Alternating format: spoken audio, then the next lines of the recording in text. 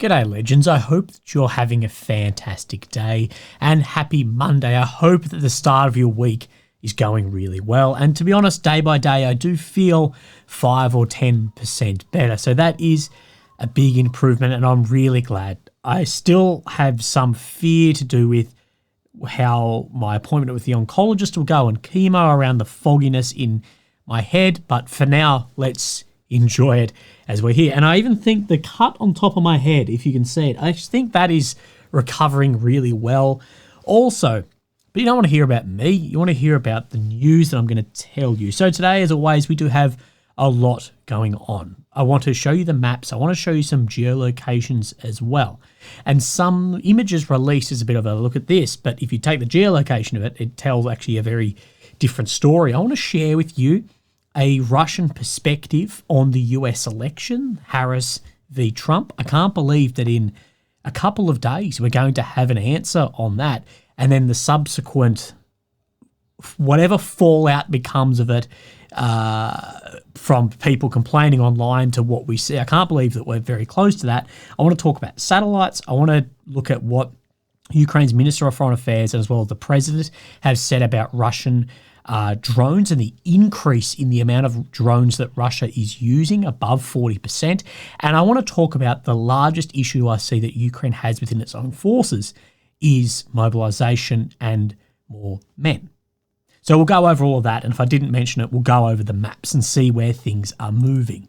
But today, the thing I'm seeing probably the most on Twitter, as it breeds a bit of outrage, is things like this.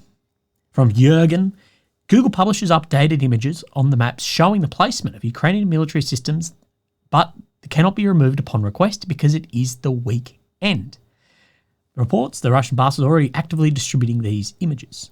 Well, I will ask him here, if you've ever heard that China and Russia do have a vast satellite network, I'm not saying that they're not using things like Google or geolocations from Twitter. Absolutely, things like that are used, but I wouldn't worry too much about weeks old Google Maps data when China and Russia have their own satellites that can live take images and targeting from there also. But another way of, I guess, just pushing into the US, this same bloke here, you can see the impressions this has had. It was well over double or triple the impressions. Same bloke shared about that image, the doctored fake AI image of the North Korean yesterday too. Again, just use things as a barometer of common sense and truth. And if it's just again and again, be like, right, I'm just going to move away. But I mentioned their mobilization, and there's a few things I want to talk about. So Yuri Ignat, someone we've spoken about a lot, he's the commander of the Ukrainian Air Force. He put this on his Facebook page. Now, I just want to show you where I got this from because I copied and pasted this then into DeepL Translate to give me the English here. So if something is wrong, that's where I've got it from, just showing you my working out as if I'm in a year 10 maths or physics class. But of course, this Mariana Bazula, we have seen that she's been sort of kicked out of the parliament, but does make some large claims too about what is happening and problems within the Ukrainian forces. Some are legitimate and some are questionable. But we won't talk about that. What we're going to talk about is people going from the Air Force and being sent to the infantry. She writes that the Air Force shoots down fewer Shaheed because many people from the Air Force and other units are sent to the infantry. Yes, I can confirm they are. So what we do know is within the Ukrainian forces, there are guys in the Air Force getting sent to the infantry. It says not from good times and a lot of them. But it is painful for the Air Force. And of course, this has a certain impact on the overall picture, but there are appropriate decisions. We have to implement them and you understand why. So just from this, what we're getting at is yes, definitely there are people getting transferred from the Ukrainian Air Force into the infantry. But he does say the lie about fewer being shot down is obvious. So he's saying, no, it's not had any impact on fewer of these drones being shot down. But I do wonder, and something I have been thinking about, is the F-16s, this promise of wonder weapon, just didn't make the change that people were selling merch hoping that it would, bombing Moscow. And we knew that. But I do wonder, and we did say a year or more ago, the time, the effort, the money that has gone into the F-16 as well as the pilots, the training staff, everything around this. I wonder how that would actually translate into training of infantry units and the cost of that too. We know F-16s are millions. The training costs millions. That costs millions for the crew and millions for this and that. And we're going to look later because I'm going to break down how much per soldier Ukraine estimates that it takes to from mobilizing to training. So if you get a figure in your head here, we could see how these weapons, which we have seen, really haven't made much of a difference, if any difference, of the F-16. How many troops could that have had in the infantry or armoured corps? Well, we know screaming for more men. And Kiev Independent then shared this. Ukraine needs 500,000 more troops amid slowing mobilisation from a senior lawmaker. And then the top comment on this from Ukraine saying Zelensky should have listened to Zaluzhny a year ago. We know Zaluzhny, of course, chief of the forces, was sacked by Zelensky. Now, we don't have a real reason for this, but it was right around that time that we were hearing rumours that Zaluzhny requested, hey, mate, we need about 500,000 guys. And we have said that if that was done then, we would see these guys finishing training and entering the battlefield a few months ago to now. But if that doesn't even start now, it's still going to be minimum 6 months for the first and 12 months till we can start seeing that working as a cohesive unit. But this is the actual article. Roman Kostenko, Secretary of the Parliamentary Defence Committee, stated on November the 2nd that in his view it is necessary to mobilise 500,000 citizens given current battlefield conditions. Speaking on this TV channel, he noted that mobilisation rates dropped in September after an initial steady pace following the mobilisation law in April. We have seen it, that it is even dipping on that mobilisation. In December 23, Zelensky acknowledged the military's proposal for a large-scale mobilisation, estimating it would cost Ukraine 500 billion hryvnias. Now, what I've pulled out of this is if we're talking about large-scale mobilisation, somewhere around that 500,000 to the paragraph above for where Zaluzhny was saying about that 500,000. 500 billion hryvnias is about 12 billion USD, give or take, but that sort of figure, give or take, doesn't really matter. And that turns out to about $24,000 per soldier, which I think for kit and training, I think that seems reasonable from my sort of experience. So if you line up the cost of some of those aircraft like the F-16 versus the changes they have made versus the change of increased infantry doing that cost analysis, I've said time and time again, this is where I disagree with things like, we want the Australian Taipan choppers. I'm like, don't worry about that. It's just an expensive kit that won't change. Worry about the infantry and armoured that control the controllables. But I completely agree with this. I think that Ukraine needs a mobilisation of 500,000, but I think it needed that 12 months ago. I think now the event horizon of the ability to backfill and not only backfill and stabilise, but get to the point of where offensive actions, I think that event horizon may have been crossed and may have been crossed very, very slowly, but then we're seeing the actions of this with tens of square kilometres falling per day. We reported that currently there are plans to mobilise an additional 160,000 men, adding to the just over 1 million already serving. We reported on that the other day, but there is a problem too that has been raised by many other bloggers saying that a lot of these, though, are looking to go into second or third line units, not exactly front line, zero line troops, that is where is lacking the most. There are plenty of guys and officers, there's plenty of guys doing X, Y, and Z, but there needs to be a lot more troops. Ukraine has been struggling to mobilise enough soldiers for the front line to compensate for troop casualties and the need to rotate soldiers who have been fighting since the onset of the full-scale war. And of course, this whole issue is malignant like my brain, I say, that one thing influences another, and not rotating guys off the front line or not having a demobilisation law, that then affects people's morale on the front line, and it affects psychologically how people then see the mobilisation, therefore leading to less people wanting to mobilise or recruit. So this whole thing is really like a snowball effect worse. And this is something that I wanted to look at in the Kiev Independent. I saw two comments which I thought I'd share with you, which I found very interesting, and I've spoken about this.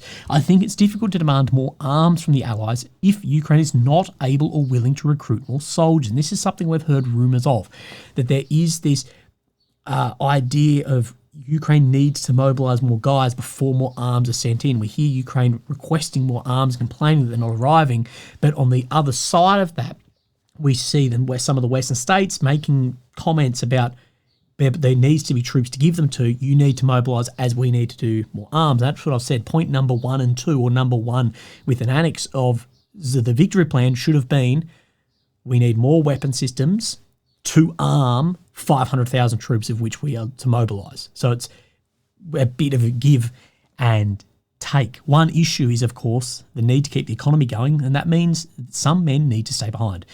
During World War II, many women took the jobs reserved until then for men.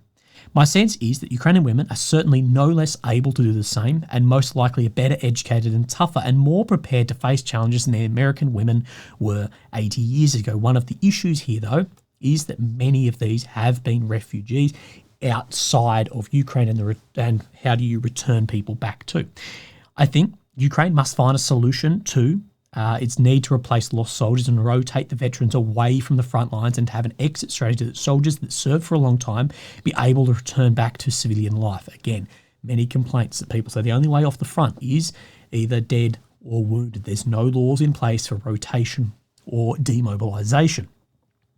If I were a soldier for years, I would want to know that there is light at the end of the tunnel that would allow me to return to civilian life, not just an open-ended contract like we've seen until the end of the war. What happens if the war continues for a decade? Demonstration that Ukraine does all it can to win this war could come to some extent and compensate for truly dismal leadership of the US, Germany, and disheartening atrophy of support from many European and other allied nations. But again, I feel like this has been this bit of a push and pull, that Ukraine has not shown or demonstrated, to use his word here, demonstrated this idea of we're going to mobilise everyone, and then there maybe has been a pullback from the Western states to not want to supply more because, well, you need to mobilise for us to arm. It's not just fully one way. The second comment here goes, I have to agree, Ukraine does not seem to have the willpower to do the above, these mass mobilisations, conscriptions. To very many of us in the US and other countries, I think as well, to fight any war of survival, it must be done. This is a existential battle.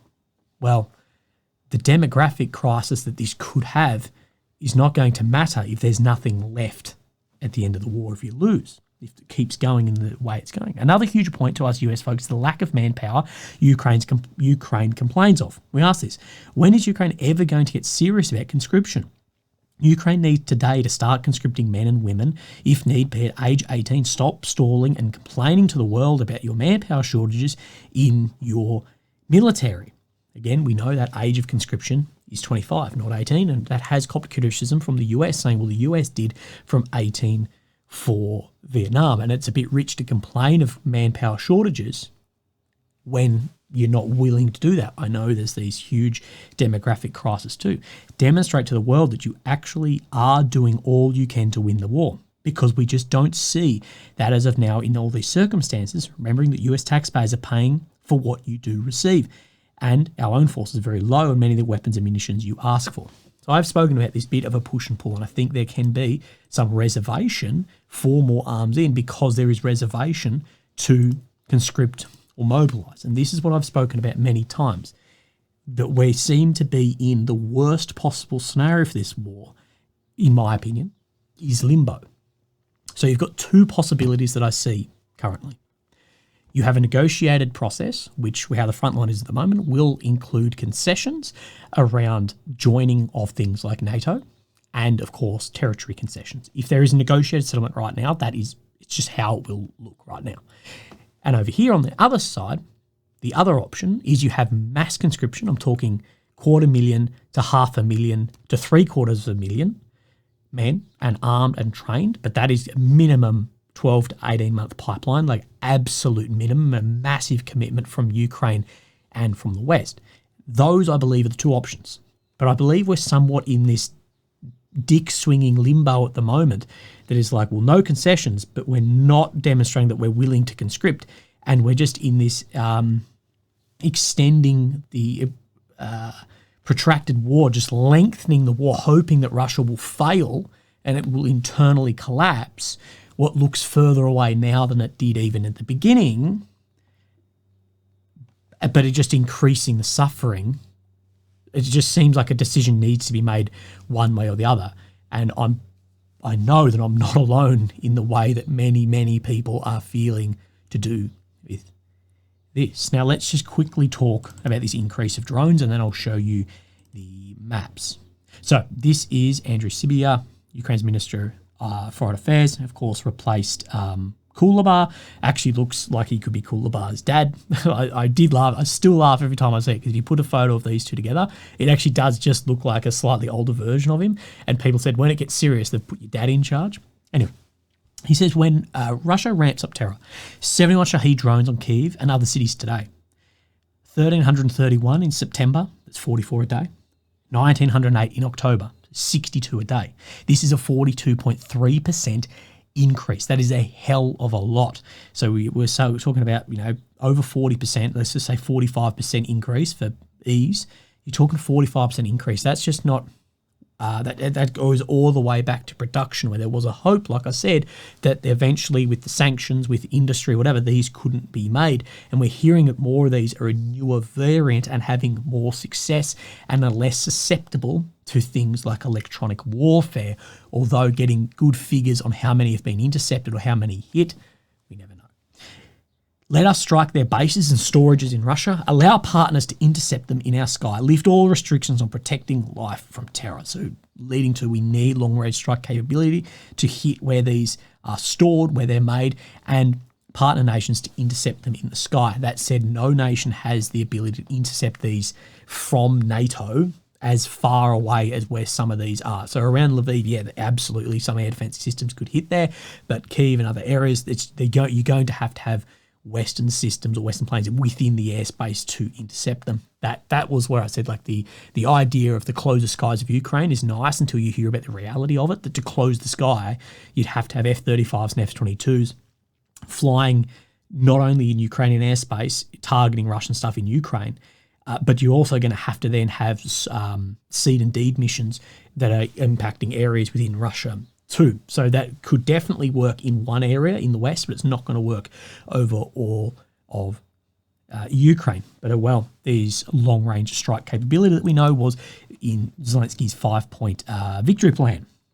And he has gone on from this, saying, last night, Russia terrorized Ukraine with over 50 drone strikes, and over the past week has used more than 900 bombs, 30 missiles and 500 Shaheds against various regions of Ukraine. So again, an increase in these systems that even in early 22 people saying will run out in a number of days or weeks. Most of these strikes have targeted civilian and critical infrastructure. I think we will see soon a very large attack from Russia against more critical infrastructure to try and really impact the energy grid as much as possible for leading into the cold weather.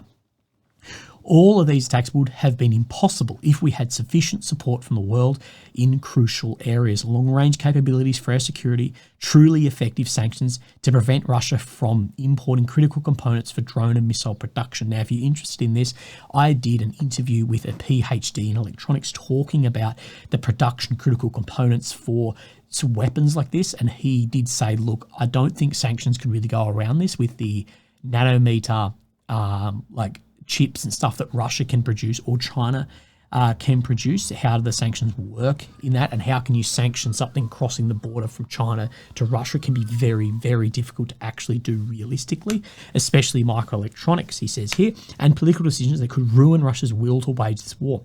Ukraine deserves the same strong security as all our partners in the free world. Where he's pointing at is where US, UK will strike things coming into Israel rather than this, although that is vast. It is vastly different, even if people don't see that it is. Just then the difference is the power of the country waging that, whether it is Iran or whether it is Russia, and the relationship between Israel and the US and the UK. So if you're interested in watching that PhD thing, you go and have a watch. One of the problems, I have a couple of friends that work in the drone space. That's why I was so interested in the fiber optic drones. They do say one of the biggest problems with the drone microelectronics is the sanctioning is against a lot of these companies, especially the ones in China, in the drone industry, actually affects the ability for Ukraine to make FPV drones or acquire like Mavic style drones as much, if not more, than actually it does Russia. So it's like this, we could cut it off but it's also going to cut that off at that other end. And it's like this impossible balancing act that is occurring. So for now, we will continue to see those strikes. Now, I'm going to talk about this Russian perspective on the US election after we go through the maps. Now, here is Ukraine in the center, the capital of Kyiv. The red areas occupied since 2022, the purple since 2014, the red check ground that Russia has made in the last 24 hours. Of course, the blue up here into Kursk is where Ukraine is occupying back into Russia, where we are expecting, or at least being told, we'll see these North Korean troops pop up. There's faked footage or footage of just someone who looks Asian every day. At the moment, there's no evidence yet that North Korea has entered the battlefield. Ukraine is calling for preemptive strikes. The problem with preemptive strikes is it's preemptive. Like, what if these guys are just doing a training exercise and there has been a strike? That's what I believe the US would be talking about. And I know that's difficult, but that's one of the reasons I think the US is sort of teetering on what do we actually do here. Either way, I don't think it's going to make a huge difference to Russia's war or to Ukraine's defense or offensive in, say, Kursk either. But where I want to come down, let's have a look. Let's come down into Antonivka and talk about this pocket down here. So where this is around this Vuhledar area. Now, if Vuhledar seems like so close, but now we're talking over 6 kilometers of where that front line has moved, and for the furthest area here, some 12 kilometers in the direction of Kurakhove. We are seeing day by day Russia make some large advancements in and around these areas, and I do have a couple of geolocations to show you to confirm some of these advancements. So you can see the red check where Russia has made some ground today. Now, if we just have a look, I've got a geolocation that's just in this Shakatsky here. So you can see just right about where my cursor is. What we have seen is that has been confirmed. Again, this is what we like, geolocations, by then a Russian flag being flown here by soldiers, confirming that advancement has taken place in that area. Now, I want to move just across a little bit. We see towards Kurakhove, some advancement here. But I showed you yesterday around Antonivka, just right where my cursor is, some footage of some Russian forces doing combing operations, clearing operations in here. And at the end of that, there were some Ukrainian forces surrendered to the Russian forces. I actually read a really interesting comment that said maybe some of the training around infantry and urban should change. Because like my time in the infantry, our training is in like pristine, like built training facilities or like houses in a street that have been bought and we do training through them, like in a city or a town. And I spoke to a couple of guys and said, yeah, maybe what we should do is if, say, there's a town that the army buys to use as a training area, like say it's an abandoned town, that happens. Maybe first, before we do infantry training in there, maybe we should level it with fucking artillery and bombs from planes before the infantry conduct its exercise in there. Because at what point is the regular infantry, not special forces, but at what point is regular infantry in a protracted attritional war going to be entering buildings that have perfect doorways and perfect stairs and this and that? You're going to be training in just rubble because no matter how it goes, you're going to have artillery and armour and bombs hitting it beforehand. But we saw that infantry working in here. Sorry, I digress. I was on some bloody tangent. But there has been this photograph shared around a lot of the Ukrainian pages here. TikTok, the end of the MTLB and Russian frontline service can't be that far off. So David is predicting that these are going to eventually be not seen. We will see. He does make some interesting, maybe at best, claims. We see this MTLB destroyed here with a bit of the turtle cope cage on it. But the most interesting part about this is actually then the geoloc of this. So we have this Ilinkia here. We do have a bridge. So where this turtle has been destroyed is right here. Now, I'm not saying that should be red, but definitely if there's a fucking MTLB there, it's definitely contested. So the grey zone definitely is well out to here. And that is if there was some foothold, some, say, K.5, about a mile behind where the line is now, or, say, 2 kilometres from Katonivka. So there has been definitely some push there as far as successful or not. Well, you can see the photograph, but again, we will see. We see a lot of claims around unsuccessful attacks that have large losses and are therefore not successful. We do see that front line move and move and move. Now, Noel reports, we can see Antonivka in here.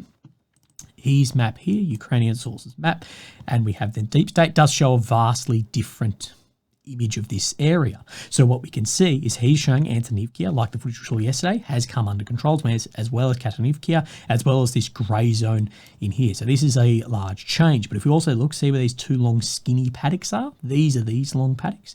That it is saying right up to here, where my cursor is, has come under Russian control. So what his map is showing, his Ukrainian sources map, is, correct me if I'm wrong, but something like this has then come under control. That's what I believe he is showing. And that all of that, including the grey zone back here, has come under Russian control. I think I said Ukrainian control, but you know what I mean.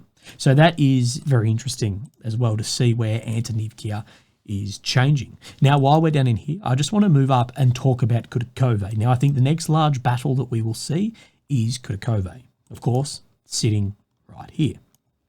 Now, I will show you where some things are changing. You can see just to the north of here to Shkerne, where Russia has had an advancement by this map. But I have a folder here which I want to show you, and this is from War Translated Dmitry. Ukrainian servicemen on the situation in Kurakhove. The enemy is gradually, so Russia, are gradually bypassing Kurakhove behind the reservoir, steadily bringing the northern flank of the city under fire control. Defence under such conditions becomes significantly more difficult, while constant mechanised assault actions are ongoing towards the main logistics route. So that Russia is trying to hit the main logistics route, but are trying to bypass again behind Kurakhove. So these, of course, main logistics routes down in here, as well as here too. But what they're trying to do, this is said reservoir right here, move in behind this. And what I thought was, well, what I want to do is I want to jump onto then John Helland's map and have a look at where the defensive works are sitting in here. And I've already drawn some arrows in. But this is Kurakhove, where my cursor is, and this is the said reservoir. Now, what we spoke about yesterday was this Maximivka in here that is really just running in line with where these defensive works are, and how I believe Russia's trying to get in behind these defensive works and that run out into Dnipro Zap.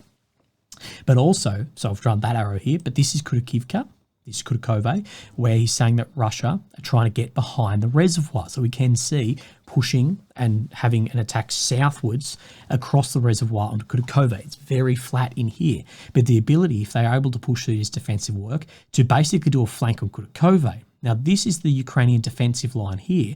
This is the town itself. Now, of course, the natural border here is the reservoir. So all of these defensive works, this is all set up by the black and red arrows here for from a south to north Russian advancement. So coming up your screen this way, not for a southerly down or east to west advancement per se, like this defensive work like here would be.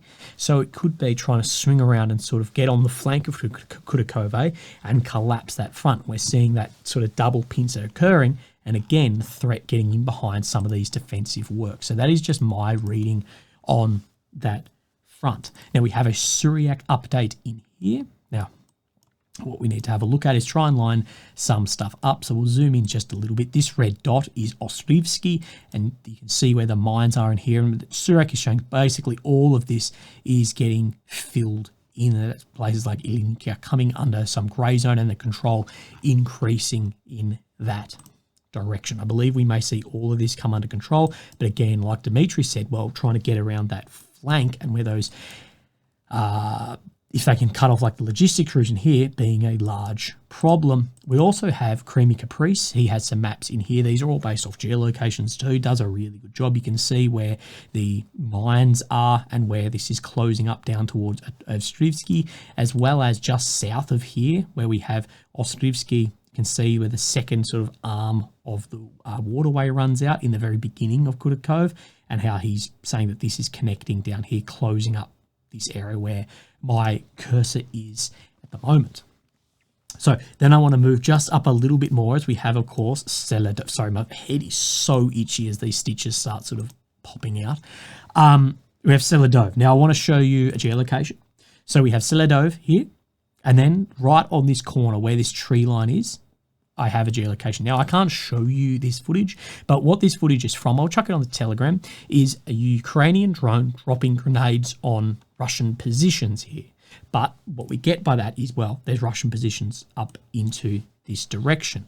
and moving up further and further to the north, expanding control around out from Vishnevy and Seledov as well. I still can't believe how quickly that fell. I took like a day off and that major area that I thought was going to be a month battle had fallen. So that is interesting as well. Sorry, I've missed one thing. So down in Vuhledar, I showed you this advancement. Let's have a look. Suryak showing some advancements in around here. Nothing too dissimilar. Apologies for that. So let's move our way up the map. Now, just around Druzhba, we have seen there has been a Ukrainian offensive action here. Now, it doesn't show blue, so not like new ground taken back, but a reduction in Russian control just here, if you can see, just in there, a reduction in grey zone and red zone as well. But one thing we do see is just to the south of Seversk, around this Vimimka Spurny, we do see an increase in grey zone here also, but no real changes. Let's continue moving our way up, and I want to talk about Torsky Terny. This is a very, very important area because of where the Russians can squeeze the Ukrainians against, as we have seen Ukraine counterattacked into here to try and unblock that, which so far have seemed to be successful. So we have then a Noel reports' map, and we have Terny in here, and we can see where he is showing where then the Russian forces have moved up a little bit further south than the deep state map is showing. So you can see, try get an idea, oh, I don't know what I've done. So you can try get an idea of where I guess these bridges across are, which have been destroyed or are unusable. So sort of in between these two. So he's saying somewhere down, see where this like triangle road is, I believe, right here. So he's in line with this. So basically where the grey zone is what then Noel reports is saying. And then we have a look on Suryak. We come down just a little bit. We can see he's showing further advancement up here, very similar to what Noel is saying, but he does show further than the other maps around to Zerechny. Remember, we believe that the Russians were almost up to here, but there was a Ukrainian counter attack in here. So there's been some back and forward. Again, wait and see what shifts, but no real changes in here. Now, I just want to, I won't actually comment. I will comment on it. I'm trying to find it if I can. So it's near Udi.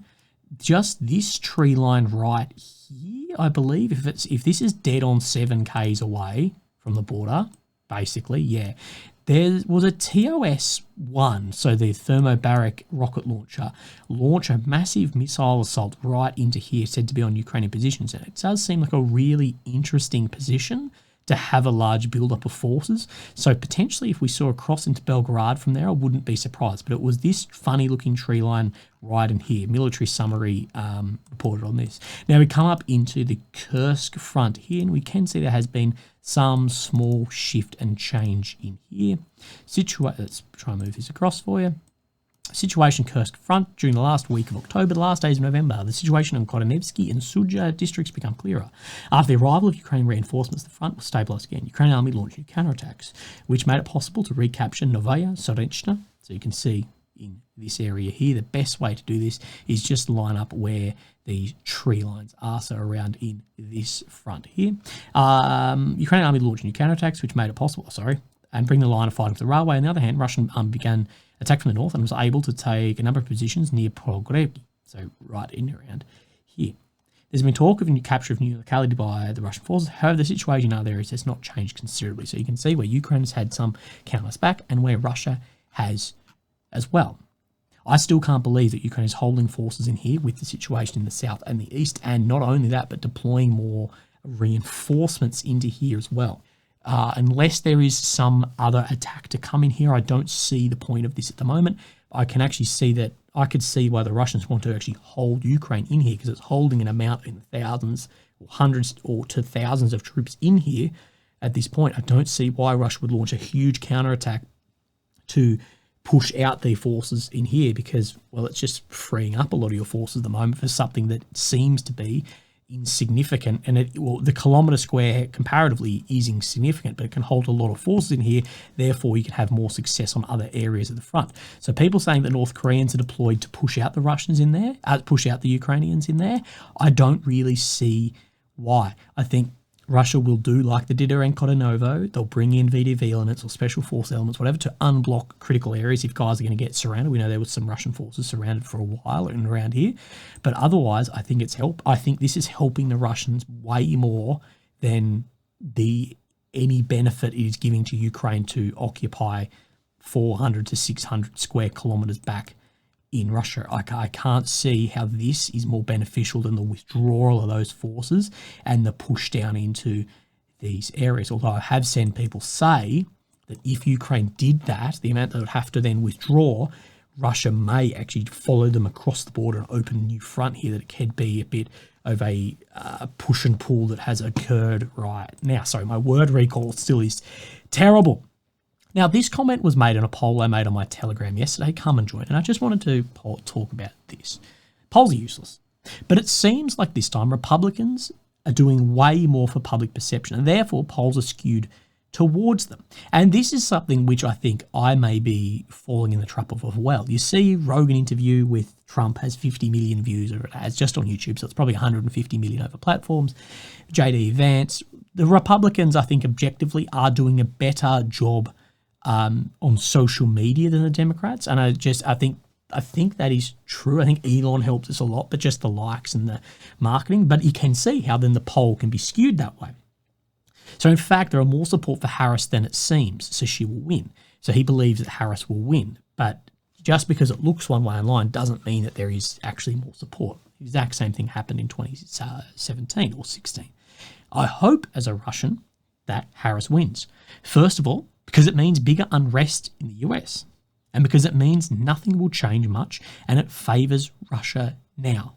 So this is what I've said, that I don't think Russia, China, Iran, I don't think they give a shit who really wins as long as there is more unrest and which side actually does more unrest. And we have talked about, through some stuff of Russian, like SVR operations, whatever, that they do see that they do believe that like neoliberalism will sort of be the death of the West and the more liberal side. Why would they want the non-liberal side in? Does that make sense? And in Ukraine, that we do know, Kamala is the VP. She's 2IC at the moment. Well, I don't know who's running the fucking country at the moment, to be fair. But it does mean that nothing will change. And if things continue in the same direction, Russia will probably have more of a victory. So we have said that Kamala is far more predictable. Biden was more predictable. Trump is highly unpredictable. This is why this war launched at the end of Trump when Biden came in. Plus, I'm pretty sure Kamala perceive war way differently and way less ready for escalation. So this is something I've spent the night thinking on, is how will Kamala perceive escalation compared to Trump? And I do think that there would be Trump more prepared to escalate war and increase actions in other areas of the globe than a Democratic candidate. Then the Democrat candidate being, of course, Harris. And I think he's probably correct on that also, because I believe Harris will walk in and yet we need to continue funding Ukraine and how it is.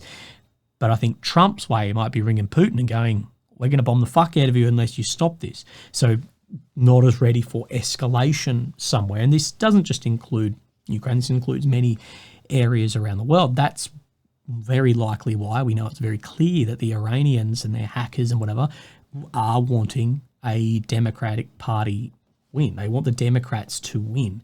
They don't want a Republican win, at least Iran. We know they have massive ties to Russia. So I've spoken about that, and I think this is a very interesting message. Right, guys, sorry, I'm tapping out. Have a great day. Look after yourselves. If you'd like to support me, there's links down below, but never feel obliged. I appreciate it so much. Thank you. Bye-bye.